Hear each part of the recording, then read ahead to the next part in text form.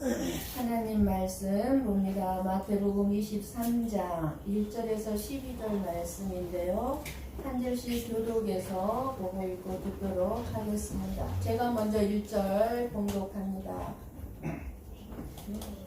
이에 예수께서 무리와 제자들에게 말씀하여 이르시되 서기관들과 바리새인들이 모세의 자리에 앉았으니 그러므로 무엇이든지 그들이 말하는 바는 행하고 지키되 그들이 하는 행위는 본받지 말라.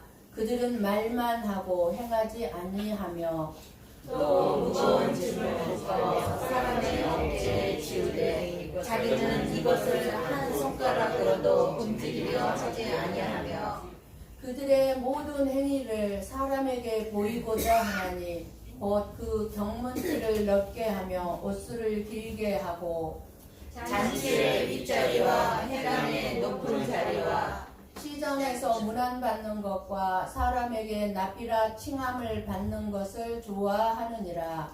그러나 너희는 납비라 칭함을 받지 말라. 너희 선생은 하나요 너희는 다 형제니라. 땅에 있는 자를 아버지라 하지 말라. 너희의 아버지는 한 분이시니 곧 하늘에 계신 이시니라. 또한 지도자라 칭함을 받지 말라. 너희의 지도자는 한 분이시니 곧 그리스도시니라. 너희 중에 큰 자는 너희를 섬기는 자가 되어야 하리라. 누구든지 자리를 높이는 자는 낮아지고 누구든지 자리를 낮추는 자는 높아지리라. 아멘. 아멘. 여러분은 지금 하나님의 말씀을 듣기 위해 앉아 있습니다. 설교를 듣는 것은 늘 말씀을 드리지만 하나님의 생명의 말씀을 듣는 것입니다. 설교란 전하는 자나 듣는 여러분이 윤리도덕적으로 착한 삶을 살게 하기 위해서 설교를 듣는 것이 아닙니다.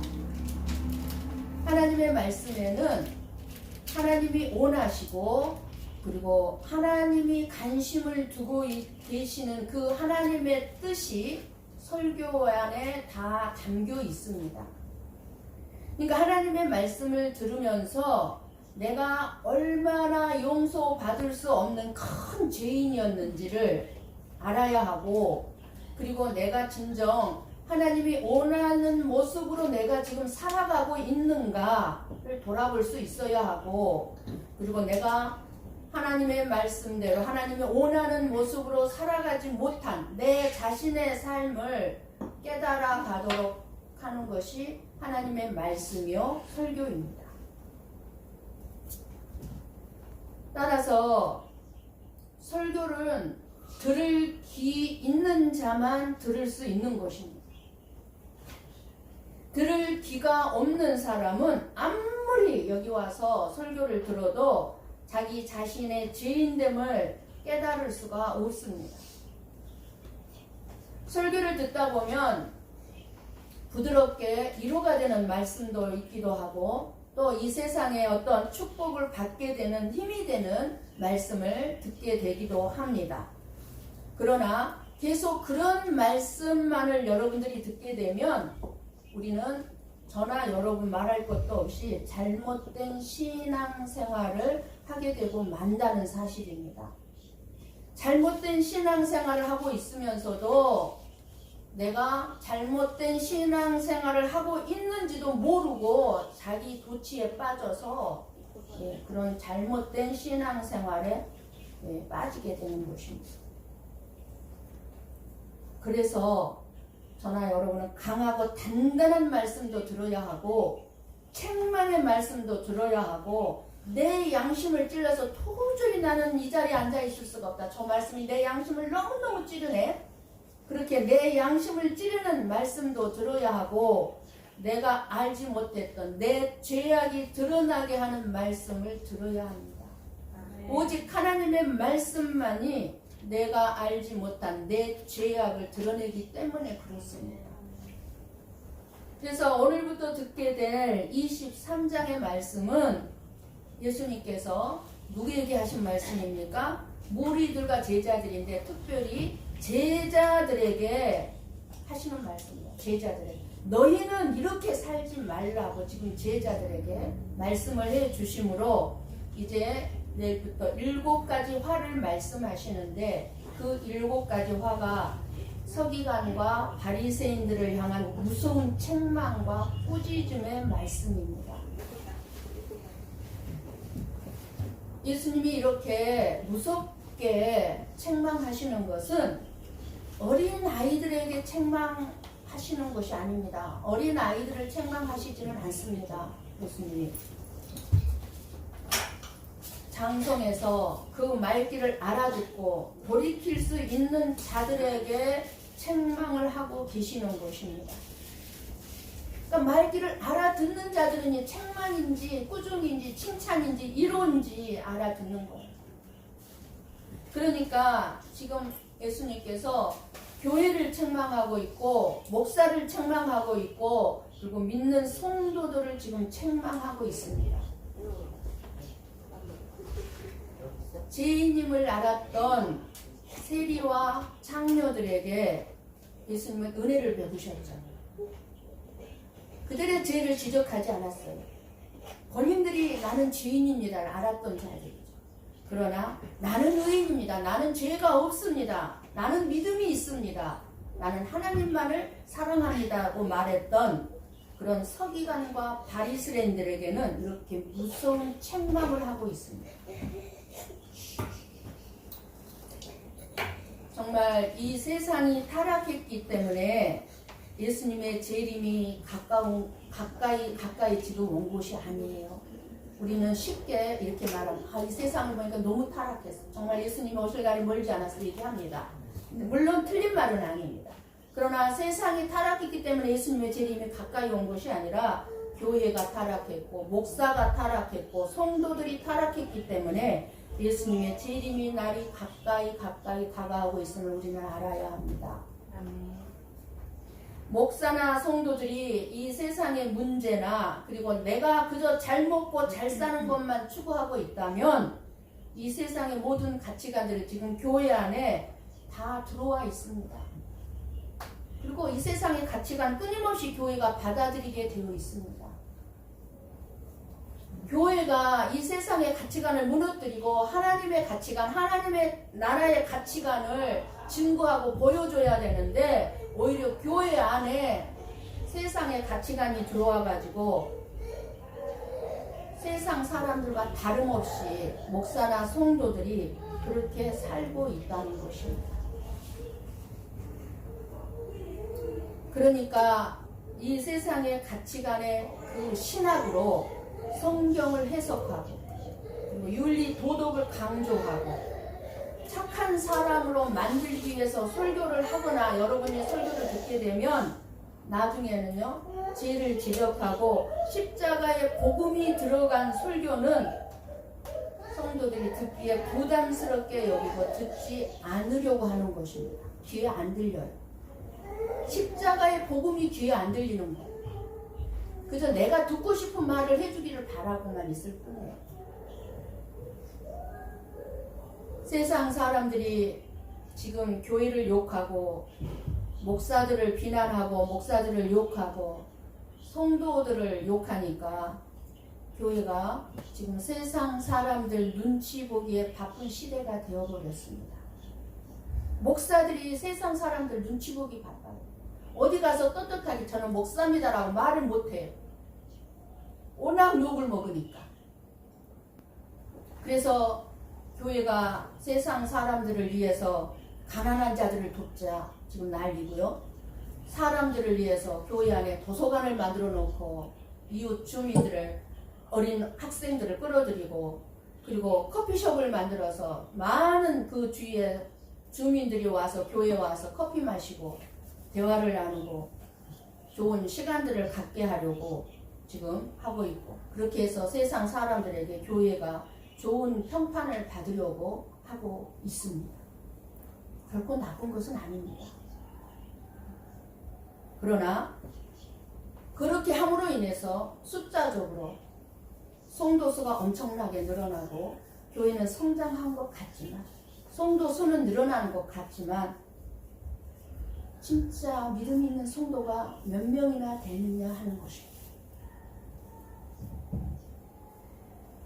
교회가 성도 수가 많으면 많을수록 나는 부자라 부유하여 부족한 것이 없는 교회가 되고 보니, 많은 성도들이, 그 교회를 다니는 성도들이 하나님이 진정 원하시는 것이 무엇인지를 알지 못하고 그저 이 세상에서 착하게 살고 선한 일 많이 하고 좋은 일 많이 하고 많은 사람들이 좋아해주고 인정해주면 하나님이 기뻐하시는 줄 알고 있으면서 예수님의 마음을 알려고 하지 않습니다.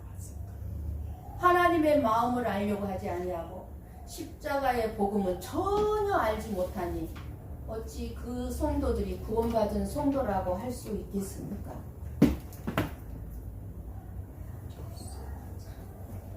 지금 현 시대는요, 마지막 시대예요. 마지막 시대예요. 그래서 마지막 시대의 모델이 어느 교회입니까? 요한계시록에 우리가 강의 들을 때 들었죠? 라오디게아 교회 시대입니다. 그런데 예수님께서 그 라오디게아 교회를 향해서 뭐라고 말씀했습니까? 지금 현 시대예요. 우리 교회 시대예요. 한번 요한계시록 3장 17절 18절을 봅니다. 같이 봅니다. 내가 말하기를 나는 부자라 부유하여 부족한 것이 없다 하나 내 곤고한 것과 가련한 것과 가난한 것과 눈먼 것과 벌거벗은 것을 알지 못하는도다. 내가 너를 권하노니 내게서 불로 연단한 금을 사서 부유하게 하고 흰 옷을 사서 입어 벌거벗은 수치를 보이지 않게 하고 안약을 사서 눈에 발라보게 하라. 이렇게 라오디게아 교회에게 책망을 하시고 계십니다. 성도수가 교회가 부족한 것이 없어요. 그러니까 부족한 것이 없기 때문에 사람들이 예수님을 알려고 할 필요가 없는 것입니다. 다만 목사는 그저 교회에 충성하고 헌신하면 복받고 잘 살게 된다는 잘못된 신앙각만을 심어주고 있을 뿐입니다. 내 교회 안에 성도들 묶어놓으려고만 합니다. 그래서 교회에 충성하고 헌신하면 복받고 잘 살게 된다는 거예요. 지금 이 바리새인들과 같은 상태인 이 라오디게아 교회들에게 그리고 목사들에게 무섭게 책망하고 있음을 알고 저와 여러분이 이 23장의 책망들을 정말 두려운 마음으로 듣고 우리가 저나 여러분이 회개해야 되고 그리고 주님께서 기뻐하시는 믿음의 사람들이 되시기를 정말 간절히 축복합니다. 네. 예수님에 대한 우리들의 생각은 어떻습니까? 예수님을 어떻게 생각합니까? 온유하신 분, 사랑이 많으신 분, 자비가 넘치시는 분입니다. 그런데 예수님은 세리와 창녀를 책망하기보다는 질병을 고쳐주시고 그 죄인들을 위로해 주셨습니다.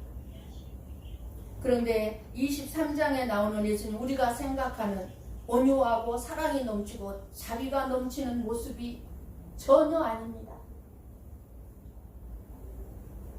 지금 예수님의 책망을 받는 바리새인들은 요즘으로 말하면 신앙생활과 일상생활에서 가장 모범적인 삶을 살고 있는 목사들이고 직분자들이라고 할 수 있습니다. 바리새인이라는 단어의 뜻은요, 구별된 사람이라는 거예요. 목사가 구별된 사람이에요. 성도는 구별된 사람을 성도라고 그러는 거예요. 그러니까 목사나 여러분들은 성도예요. 어떤 성도요? 구별된 사람들이다 그 말이에요. 그래서 구별되어져 있는 저와 여러분이 모범적이고 거룩하게 살아가는데 왜 예수님이 책망하고 계십니까? 왜 저와 여러분을 책망하고 있습니까? 알아들을 귀가 있기 때문에 진짜 회개하기를 원하는 마음으로 지금 책망을 하고 계시는 것입니다. 저와 여러분이 알아들을 귀가 없다면 예수님이 굳이 책망 안 하실 거예요. 알아듣고 깨닫고 회개하라는 것입니다. 바른 신앙생활을 하라는 것입니다. 그리고 제자들에게 너희들은 이렇게 이성적인 바리새인들, 서기관들 같은 신앙생활을 하지 말라고 지금 하시는 것입니다. 제자들에게. 그래서 제자들은요, 이 예수님의 말씀을 그대로 예수님께서 이제 성령을 보내주시고 난 다음에, 성령을 받고 난 다음에 이런 바리새인 같은 삶을 살지 않게 되죠. 2절에 모세의 자리는 율법을 가르치는 자리입니다. 모세의 자리는가는 권위자의 자리예요. 권위가 있는 자리예요. 그러니까 모세가 누구예요? 지도자잖아요. 그러니까 지도자에게는 하나님께서 권위를 주십니다.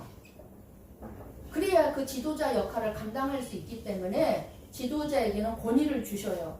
근데 그 권위를 가져야 성도들을 이끌어갈 수 있지 않겠습니까? 그러나 권위는 하나님이 주신 것이기 때문에 권위주의에 사로잡혀서는 안 됩니다. 그러니까 목사에게 하나님께서 권위를 주셨어요. 그런데 그 권위를 가지고 성도들 앞에서 권위주의자가 되어 있으면 교만한 거예요. 교만함으로 성도들에게 나쁜 영향을 끼칠 수밖에 없는 것입니다. 권위를 가졌고 권위를 주셨지만 다른 권위를 가짐으로 인해서 다른 사람들에게, 성도들에게 존경을 받고 그리고 성도들에게 좋은 영향을 끼칠 수가 있어야 되는데 그게 올바른 지도자인 거겠죠. 그러니까 지도자의 자리가, 이 자리가 중요한 것이 아니라 행함이 중요하다는 것입니다. 어떻게 진짜 살고 있느냐가 중요하다는 것입니다. 그러니까 어떻게 보면 목사의 삶은 24시간 성도들에게 완전히 개방되어 있는 게 안전해요. 다 보고 있고 알고 있는 삶이 사는 게 안전해요. 바리새인들의 말 중에요, 틀린 말은 별로 없습니다. 그들이 가르쳤던 율법 틀린 것 아니었습니다.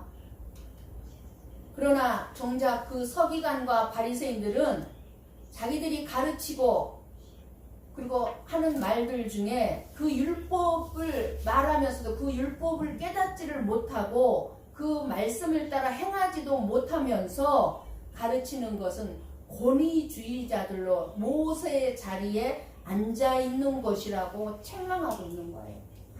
너희들이 가르쳤는데 너는 왜 가르치는 대로 살지 않니? 너의 권위만 사용할 줄 아니? 라면서 모세의 자리에 앉아있다고 책망하는 거예요. 3절에 보십시오. 예수님은 그들의 말은 받아들이고 그들의 행위는 본받지 말라고 말씀하고 계십니다. 그러니까 그들이 하는 말은 옳은 말이니까 그 말은 받아들이라는 거예요. 근데 그들의 행동, 삶은 본받지 말아라. 그들은 말은 아름답게 너희들이 귀에 듣기 좋게 하지만 행동은 행함이 없는 위선자들이라는 것입니다. 말로만 신앙생활을 다 해버리는 사람은요, 결코 올바른 신앙의 소유자가 될 수 없습니다. 이 잘못을 누가 저지르기 쉽습니까? 목사들이 이 잘못을 저지르기가 쉽습니다. 그래서 올바른 신앙의 소유자는 자신의 말에 책임을 질 줄 아는 사람입니다. 어떻게 하든지 내가 이렇게 말씀을 하나님의 말씀을 전했으면 나부터 하나님의 말씀대로 사는 본을 보여줘야 된다는 것입니다. 서기관들과 바리새인들도 율법을 지키고 실천하려고 그리고 율법대로 살려고 했던 사람들입니다. 문제는 그들이 그런 율법을 백성들에게 지킬 것을 강요했을 뿐만 아니라 율법을 안 지키면 어떻게 했어요? 손가락질한 거예요. 비난한 거예요. 판단한 거예요. 그리고 율법대로 살지 아니한 그들을 무시했어요. 그래서 이방인들을 무시했어요. 특별히 유대인 중에서도 율법을 안 지키는 자들을 판단하면서 무시했어요. 이렇게 손가락질. 자기한테 3개의 손가락이 자기를 향하는 것을 모르고 하나의 손가락으로 다른 사람을 계속 지적한 거예요. 율법을 지킬 수 없는 백성들에게 율법을 강요하고 그들을 무시하는 것이 자기 자신들은 율법을 어기고 말만 행하는 그런, 그리고 율법을 어기고 어기고 있다는 이 사실을 자기 자신들은 모르는 거예요. 자기들은 말을 하고 있으니까. 그러니까 목사의 잘못이 이런 거예요. 나는 설교를 하고 있으니까 나는 설교대로 살고 있어. 이런 착각에 빠질 수가 있는 거예요. 우리가 자녀들에게 신앙생활 잘 하라고 1000번 만번 말로 가르치는 것보다 신앙생활을 잘하는 모습을 부모가 먼저 보여주면, 삶의 모습을 보여주면 자녀들은 말할 필요가 없어요. 그냥 부모의 삶의 모습을 보고 자녀들은 당연히 그 부모의 뒤를 따라오게 되어 있습니다. 신앙생활 잘 하라고 말할 필요가 없어요. 내 자신이 신앙생활의 모범이 되어주고 있기 때문에. 목사나 교회 지도자들의 문제도 이런 것이라고 봅니다. 내 자신이 본이 되는 삶을 살지 못하면서 성도들에게는 교회를 위해서, 주님을 위해서 헌신하는 삶을 살라고 하는 것입니다. 4절을 봅니다. 그들은 무거운 짐을 묶어서 사람의 어깨에 지우되 자기는 이것을 한 손가락으로도 움직이지 아니하려 한다고 말씀해 주고 있습니다. 사람들이 감당할 수 없는 임무를 맡긴다는 거예요. 성도들한테 그냥 강조한다는 거예요. 설교를 통해서. 신앙생활에서도 목사들은 자기 기준, 목사의 기준에서 성도들에게 신앙의 무거운 짐을 막 지워준다는 것입니다. 목사의 기준과 성도의 기준이 같을 수가 없잖아요.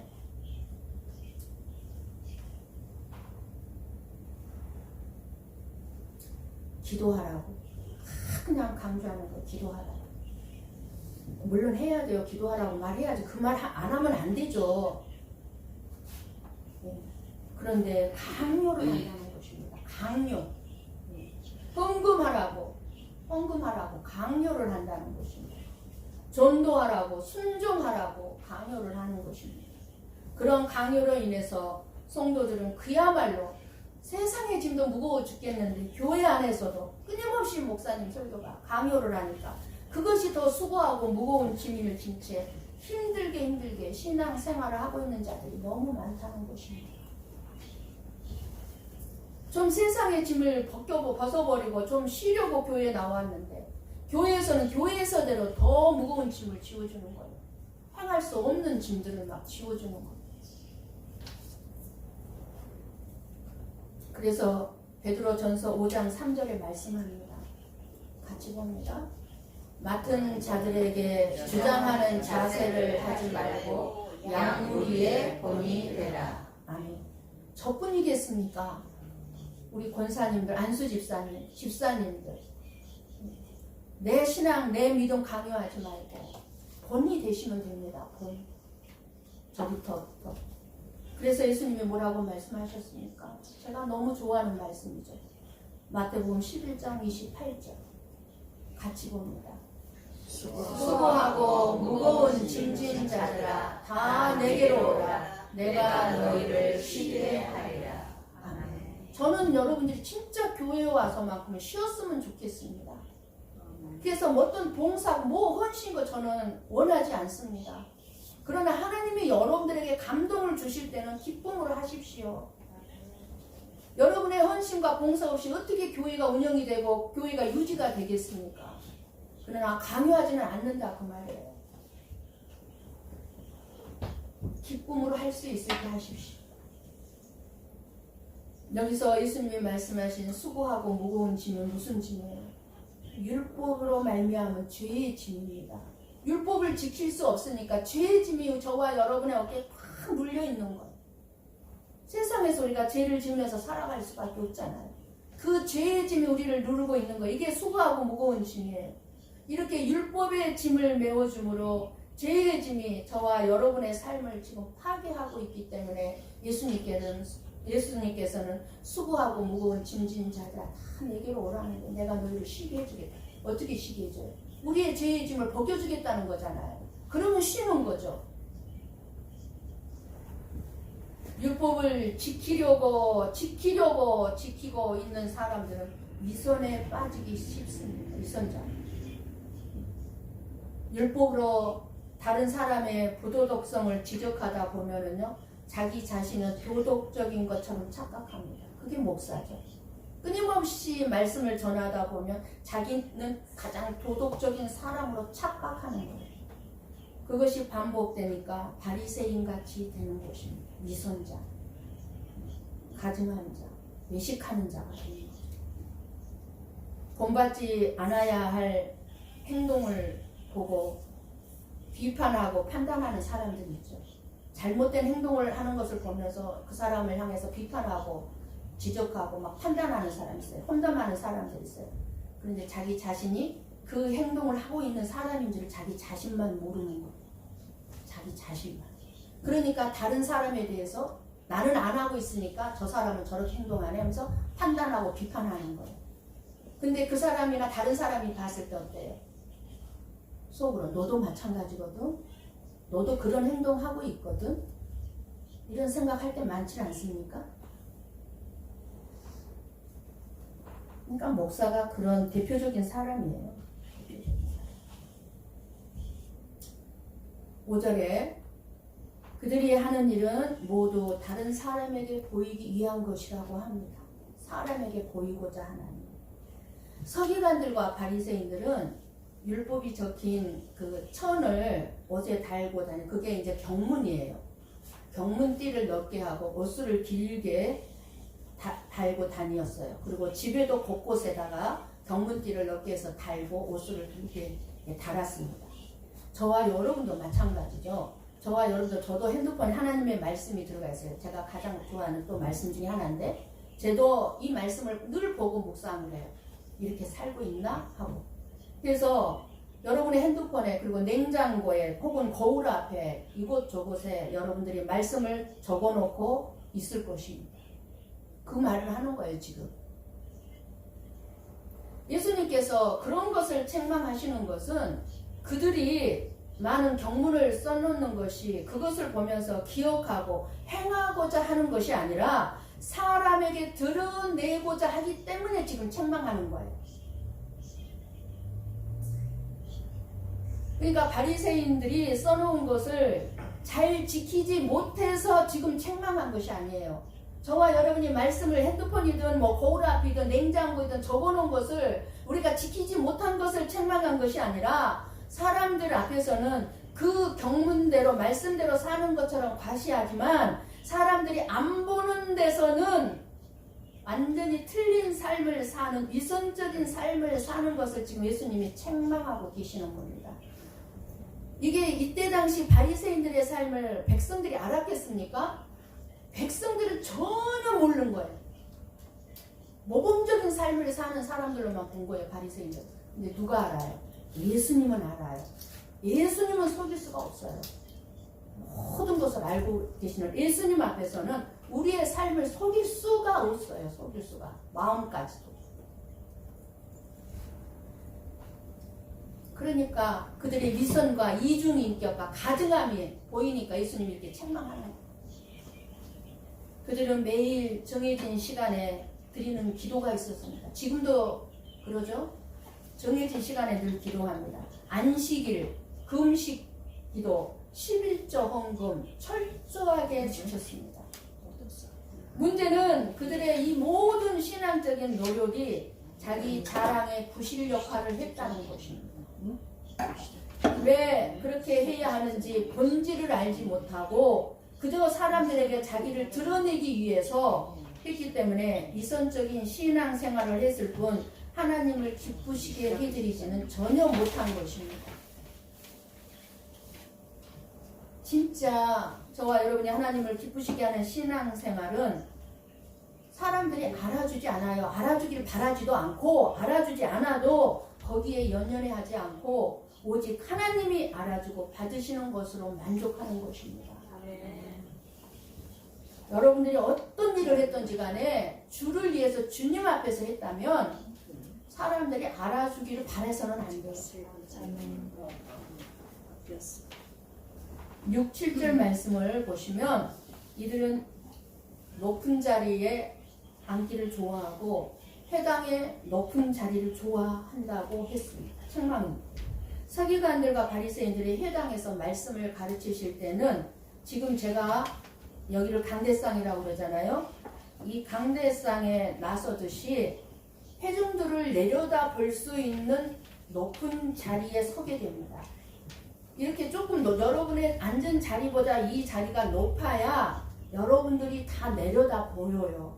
그리고 말씀을 전할 때 영리하게 모든 사람들에게 말씀이 전달이 되는 거예요. 그러니까 높은 자리에 앉아야 말씀을 효과적으로 전할 수 있으니까 어쩔 수 없어요. 이렇게 높은 자리에 서게 되는 것은. 그러나 그 높은 자리가 바로 자기의 권위를 지켜주는 것처럼 생각하는 것이 문제라는 것입니다. 어떤 특별한 사람처럼. 나는 상전처럼 높임받고 대접받고 섬김을 받을 자라고만 생각하고 있지는 않습니까? 그렇다면 바리새인들이에요. 악하고 불의한 사람들입니다. 오늘 저나 여러분이 오늘 말씀을 듣고 깨닫고 회개하고 우리는 돌이켜야 할 것입니다. 왜냐하면 저와 여러분에게도 높은 자리에 앉고 싶어하는 마음이 있고 그 자리에 앉았을 때 그 지위를 행사하고 싶은 욕망이 저와 여러분의 마음에 있기 때문입니다. 목사면 목사라는 지위를 이용해서 높은 자리에 앉고 싶고 상자에 앉고 싶은 욕심이 있을 수 있다 그 말입니다. 있을 수 있다가 아니라 있어요. 교회에서 혹은 직장에서 사회에서 그리고 목사, 장로, 안수집사, 권사 여러 봉사를 위해서 일을 분담하고 책임자를 세웠다고 할지라도 그것은 단지 섬기라고 주어졌을 뿐인데 결코 어떤 지위의 문제도 아니고 높고 낮음의 문제도 아니라는 것을 우리는 알아야 합니다. 목사니까 높고 성도니까 낮고 전혀 아닙니다. 우리는 같은 형제예요. 형제. 같은 위치에 있는 형제 자매라고요. 하나님께 대한 믿음이 있는 자는 그래서 어떤 직책에 연연하지 않고 단지 하나님의 은혜와 사랑으로 인해 기쁨으로 할 수 있으면 섬김으로 내가 섬기는 것으로 드러나는 거예요. 다른 사람을 섬기는 것으로 내 지위가 드러나는 것입니다. 10절 말씀을 보십시오. 지도자라고 하는 것은 인간의 것을 가지고 할 수 있는 역할이 아닙니다. 지도자라 칭함을 받지 말라고 하십니다. 사람들을 지도하고 사람들에게 영향을 끼치는 데는 어떤 인간의 내가 가진 지식이나 지위나 능력 가지고는 여러분들에게 절대로 영향을 끼칠 수가 없습니다. 사람들을 지도하고 영향을 줄 수 있는 것은 오직 예수 그리스도 하나님만이 할 수 있는 것입니다. 예수 그리스도만이 저와 여러분을 변화시킬 수가 있는 것입니다. 내 자식 내가 변화시킬 수 없습니다. 어느 누구도 우리는 내가 변화시키려고 하면 안 돼요. 오직 하나님만 할 수 있다는 것입니다. 그렇기 때문에 지도자는 더 하나님만을 의지해야 합니다. 권위를 잘못 사용하게 되면 그 잘못된 지도자로 인해서 다른 사람들을 더 괴롭히는 역할을 하게 됩니다. 상처를 입히게 되고 피해를 보게 되고 나쁜 영향을 주게 되기 때문에 공동체의 생명을 파괴하고 약화시키는 일들을 하게 됩니다. 하나님의 권위에 의지하면서 우리는 하나님 앞에 겸손해야 될 줄을 믿습니다. 누가 나의 지위를 줬습니까? 누가? 교회를 다스리고 지도하는 것은 예수님이시지 결코 목사가 아닙니다. 여러분 꼭 기억하십시오. 교회의 중심은 예수님이고 선생도 지도자도 예수님이라고 분명히 오늘 말씀해주고 있습니다. 예수님. 목사는 단지 하나님의 말씀을 선포하라고 세워주셨을 뿐입니다. 고베 성도교회로 모인 저와 여러분의 공통점이 있습니다. 죽었다가 하나님의 은혜로 그리고 하나님의 사랑으로 우리는 살아났다는 것입니다. 생명을 얻는 자가 되었다는 것입니다. 내 힘이 아니고 하나님의 일방적인 사랑과 긍휼로서 생명을 얻은 자가 되었기 때문에 내가 내세우고 자랑할 것이 아무것도 없다는 사실입니다. 단지 하나님께로부터 받은 은혜와 사랑만 말하면 됩니다. 십자가를 아는 자들이 모여서 할 일이 무엇이겠습니까? 이 십자가의 복음을 아는 자들이 모여서 할 일이 무엇이겠습니까? 서로 서로에게 깨달아 서로 서로를 보고 배우는 거예요. 저 사람한테 배우지 말아야 될 것이 있고 배울 것이 있어요. 모든 사람에게는 두 가지가 다 동시에 있습니다. 배울 점이 있고 배우지 말아야 될 점이 있어요. 배울 점은 그대로 받아들이되 배우지 말아야 될 점은 험담하거나 비파하거나 판단하지 마십시오. 조심하십시오. 나는 저러지 않아야 되겠구나. 배우면 되는 거예요. 배우면. 네. 그리고 내가 받은 십자가의 은혜 나타내는 거예요. 그 위에 무슨 할 일이 있겠습니까? 11절 말씀을 보십시오. 너희 중에 큰 자는 너희를 섬기는 자가 되어야 하리라. 너무 어렵습니다. 이건 어려운 말씀이에요. 그죠? 이 세상의 기준과 하나님의 기준이 이렇게 다릅니다. 세상의 기준은 뭐예요? 네가 높은 자리에 있냐? 그러면 그 권위 행사해. 그럽니다. 그러나 예수님은 뭐라고 그럽니까? 아니야. 섬겨. 낮아져. 이렇게 말씀하십니다. 세상에서 기준은 큰 자는 섬김을 받는 자예요. 무조건 순종하기를 강요해요. 섬기는 자가 아니라고 생각합니다. 나는 섬김을 받는 자라고 생각합니다. 세상에서 큰 자는. 이것이 세상의 가치관이에요. 근데 저와 여러분의 마음속에 가치관이 있어요. 이 세상의 가치관이 너무나 많이 들어와 있어요. 그래서 이것을 행사하려고 그래요. 세상의 가치관. 왜 예수님은 뭐라고 그래요? 예수님은 역설적인 진리를 깨달을 때 우리가 비로소 예수님께서 기뻐하시는 삶을 살 수 있는 것입니다. 너희 중에 큰 자는 너희를 섬기는 자가 되어야 하리라 하고 말씀했어요.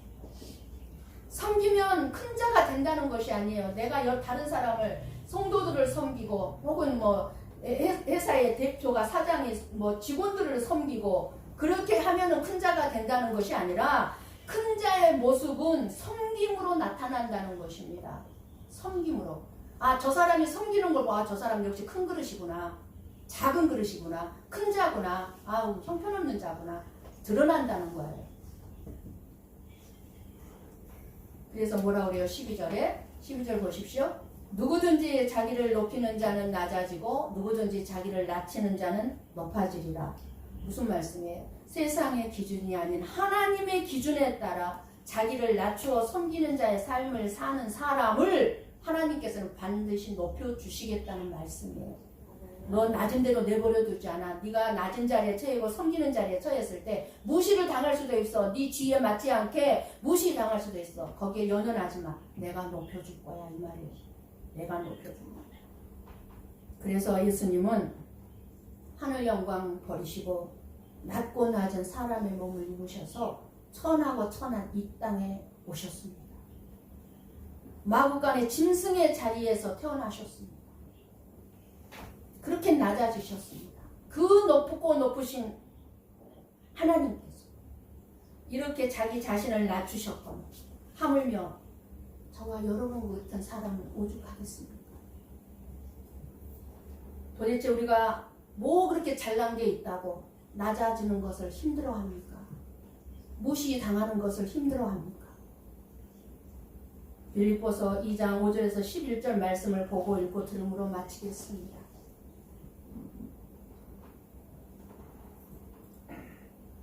천천히 같이 봅니다.